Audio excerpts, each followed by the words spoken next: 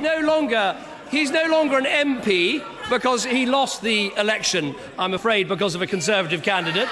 But he's now a GP. He says, hold on. Calm down, dear. Calm down. Listen to the doctor. Calm down and listen to the doctor. Howard Stote, GP, says this: my discussions with fellow GPs reveal overwhelming enthusiasm for the... I said calm down. Now, David Cameron was widely criticised in 2011 for his comments to a woman Labour backbencher to calm down, dear.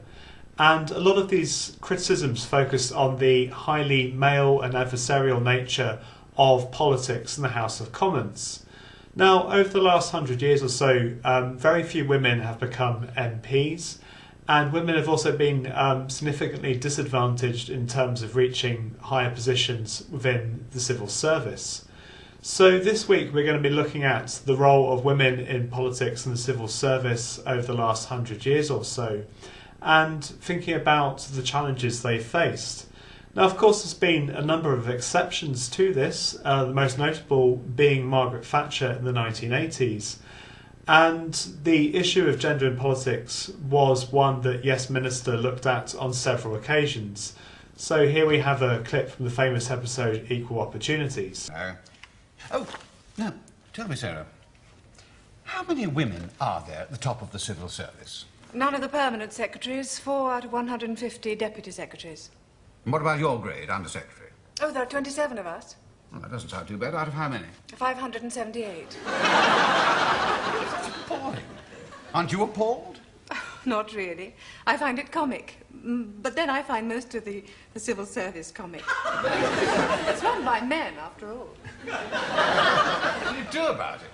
What can I do about it? Are you serious, Minister? Yes. Oh, it's easy. Bring top women from the professions, commerce and industry straight into the top grades. The pay is quite good for women. There's long holidays, index-linked pensions. You get a lot of very high-quality applicants. And they could do the job. Of course. With all due respect, if you could make a journalist MP into an instant minister, why can't you make a senior partner from a top legal firm into an under-secretary? Most of the work here only needs about 2 O-levels anyway. Now, the whole episode on Equal Opportunities is well worth a watch. It has some very interesting discussions about the different experiences of women in different departments and how this has caused various problems in terms of recruiting women. Now, interestingly enough, there have been significant efforts to try and improve women's position within the civil service in the years before this episode was produced. So most famously we have a Kemp Jones report on women in the civil service in 1971. And more generally in the late 1970s and early 1980s there were a lot of debates about women's role in politics, and particular their underrepresentation in Westminster, particularly books by Melanie Phillips and Elizabeth Valence.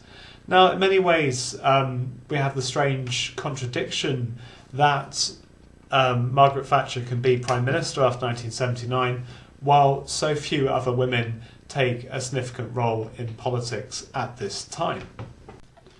Now, Thatcher is a particularly interesting figure to study because she's someone who at times has managed to use traditional feminine roles, here pictured as a housewife, but she's also someone who's been very able to subvert them in terms of the image of the Iron Lady. So this week we've got a lot of fascinating questions to ask about what roles have been expected of women in politics and the civil service, and how has this affected their experience in those professions.